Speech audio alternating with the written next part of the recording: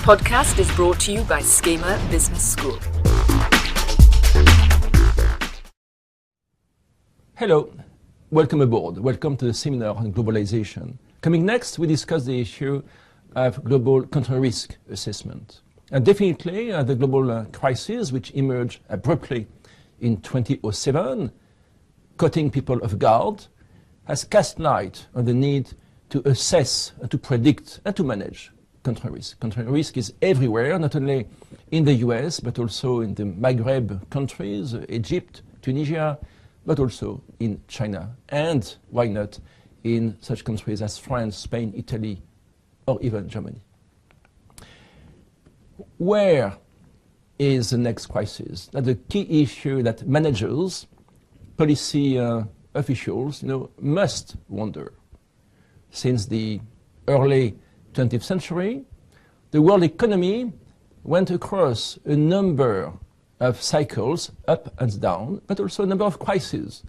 Banking crises, exchange rate crises, and also systemic crises, as it is the case since the global subprime crisis. Risk, in fact, stems from a situation of uncertainty. We don't know enough regarding the future.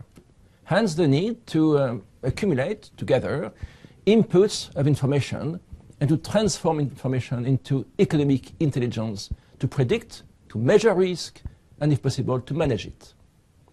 As risk has to do, with future prospects, one needs to measure the future. This was almost impossible for many centuries until the Middle Age. For centuries, time was considered circular. The linear time, the time of finance, let's say, the time of trade, emerged only in the 16th century with the Renaissance. And then a number of philosophers, scholars, have made progress in calculating the future. Pascal, Fermat in the early 17th century, with probability distribution, statistics, in fact. Leibniz with the law of great numbers. Markowitz in the 1950s with asset diversification. Myron Scholes with the price of volatility calculations. And later on, good friend of Schema, Mandelbrot with the geometry of fractal. Counter-risk is the assessment of foreign entities, including a country, ability and willingness to meet its obligations fully and on time. And the key word here is ability and willingness. Ability is, can it do it? Willingness is basically, is he willing to do it? And counter-risk is, of course, more complex than just risk, as a country is a sovereign entity. We have to take into account cultures, values, national laws, socio-political parameters. And when we do a good job, homework in terms of assessing the country's economic, political, and financial parameters, we still have to relate these parameters, these national parameters, with the global economy, the interplay between globalization and a country's socio-economic system. Counter-risk will materialize in many ways depending on the investor's risk exposure, be it a creditor, an investor, or an importer and an exporter. Counter-risk might materialize with exchange rate risk, an abrupt devaluation, or an appreciation like the yen in the summer of 2013. It can be political risk, sudden upheaval, a revolution, a coup d'etat, or simply bad corruption, bad governance, and large bureaucracy. It can be a financial crisis, a banking crisis. It can be also the spillover, regional contamination, like in the late 1990s in Asia, or like the subprime crisis starting in the US, in California, in 2007. And finally, economic risk is the largest probably risk as far as a country's economies are concerned. It's a matter of assessing inflation, asset price bubbles, recession, overheating, and devaluation. A number of the country risk parameters can be measured with numbers and ratios, including economic risk, financial, exchange rate, the volatility of commodity prices. However, a large number of political or cultural risk parameters cannot be measured with numbers, and they basically must be accounted for with subjective analysis and with information. Information is the key, and the transformation of the raw material of information into economic intelligence will in fact lead the country risk analyst to assess, measure, and compare. And the name of the game is to rely on a large number of up-to-date analysis and information databases coming from World Bank, IMF, CIA, and so on. But risk is relative, of course, risk and opportunities. So the risk analyst and the strategist will in fact compare the risk cost, the risk pitfalls on the one side, and the market opportunities on the other. I don't know any country which in fact will combine low risk and large market scope. It's always a combination of some risk and some opportunity. Countries like China today, or Mexico, or Chile look relatively with acceptable risk, and in the meantime with large market or growing market, like in China, India, even Vietnam and Turkey. And the market potential itself is measured by the size of the global middle and rich class. And definitely, if today the middle class is still in the rich countries, the 34 developed countries of the OECD, in the next few years, in 2013, the majority of the middle class will not live any longer in the OECD, but probably in the East, in Asia.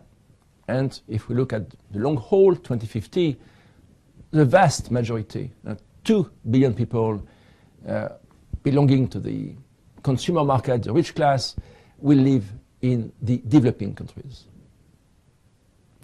Developing countries include a large number of countries' economies, 160. However, the spotlight is often on the BRICS, Brazil, Russia, India, China, and South Africa. And these countries, if we look at the evolution in the GDP at market exchange rates, are going to bypass most of the developed countries as early as 2025 or maybe 2030. But definitely, the curves will cross in the next 10 or 15 years. In the next 10 or 15 years, the largest country's GDP will no longer be in the OECD, but in fast-growing emerging markets. There is a large number of methods to tackle country risk. One is just to gather as much information as possible.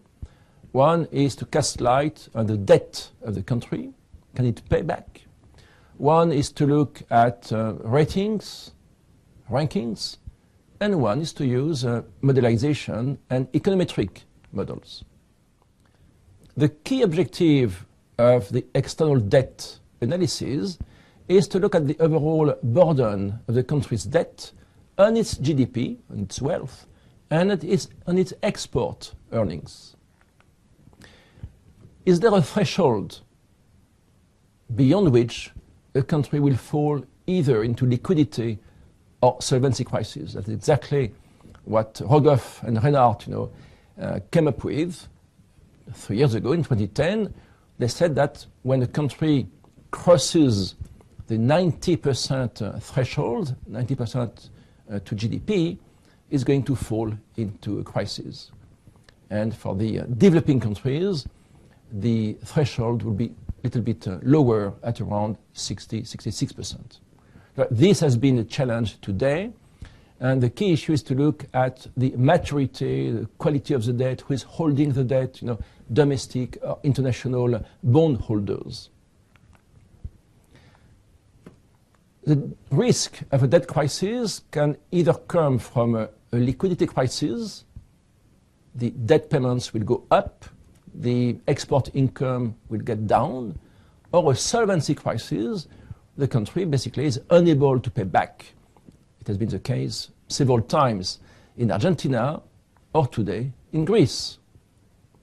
If we look at who is holding the largest debt burden, we see that most of the developed countries get a debt to GDP burden higher than 100% compared with emerging market countries where the debt to GDP is around only 25%. If we put together public and private debt, we get much higher figures, probably around 200, 300% debt to GDP ratio, combining private debt, companies, banks, and public debt of the government. A very large debt to GDP ratio, like in the US, it's higher than 100%, do not always lead to high yield, high price to pay for the issuer of the debt. In the US, in fact, there is a flight to quality. China, is recycling its export earnings in the purchase of US Treasury bills, hence increasing the price of the T-bills and lowering, shrinking, in fact, the yield that the US government must pay. After having looked at the debt of the country, we can also use a wide range of ratings and ratings. Ratings means transforming a large number of observations into a number, like in a classroom, students will get a grade. This rating can be polished up by using a number of sub-ratings, for example, economic, social, political, and financial. Then we talk of weightings. The risk rating will be broken down into a number of sub-ratings, as many as we want. The advantage, the benefit of the rating is that it is simple. In the meantime, it shrinks a large number of parameters, sometimes complex, into one single grade. Hence, it reduces the complexity of the actual risk situation. The World Economic Forum comes up with a competitiveness index using a large number, almost a dozen parameters, into one single grade. In the case of the BRICS, as we can see, they are not as competitive as what we could think of. China, the most competitive of the BRICS, is only 29, whereas Russia is only 67. Why? Due to a number of pitfalls, including bureaucracy, corruption, and bad governance. IMD in Lausanne comes up with still a more complex measure of competitiveness, probably using more than hundreds of variables. And the scoreboard of IMD gives us, like WEF, the winners are Hong Kong, the USA, Singapore, Sweden, Switzerland, and a number of countries from the north of Europe. We can also use risk ratings produced by international banks. After all, bankers should know how large and where is the risk. And Euromoney gives us twice a year a map of country risk in the world. And as we can see in the map, the red spots are not only in developing countries, Africa, let's say, but also in Western Europe. The emerging market countries don't have any longer the monopoly of country risk. COFAS, which is the largest private insurance company in the world, gives the risk analyst a combination of ratings between A and D, but also of background information, including economic and financial data. It also gives a rating of corporate payment arrears, highly fruitful to assess the risk of default or payment arrears in the country's domestic economy. Increasingly, probably for the last 15 years, risk analysts are looking now at governance. Governance matters. Why? governance, in fact, will transform economic growth into sustainable development, long-term social development.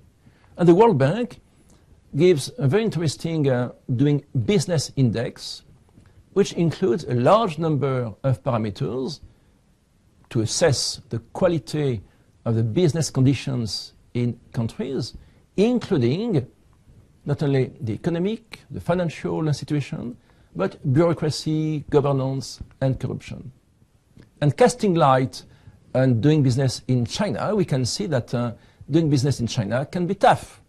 For example, in terms of starting a business, it is not only a long and intricate process, it costs time and it costs money. The Heritage Foundation rating of economic freedom. They look basically at the interplay between market economic forces and the government's intervention. The most free countries in the world are in fact countries which combine political and economic freedom. The World Bank also assesses governance, and governance in fact is a byproduct of a number of 6 parameters, including corruption, including the rule of law and the regulatory framework. In the case of China, we see that corruption is still much to improve, much to shrink as far as political stability is concerned. China is better than its neighbors, probably due to fairly strong central government. Calculating, measuring country risk is relatively easy as long as the economy is visible. But many countries have a very large, substantial, underground shadow economy. It can be more than 50% of GDP is basically in the non-monetary sector. You don't have access to any variable, to any actual data. Countries such as Georgia, Azerbaijan in Central Europe have an underground economy higher than 2/3 of total GDP. Last but not least, corruption matters. Corruption is costly not only for foreign investors, for bankers, but for domestic residents. Corruption is a tax, and the CPI, the Corruption Perception Indicator, every year assesses the depth of corruption in 174 countries.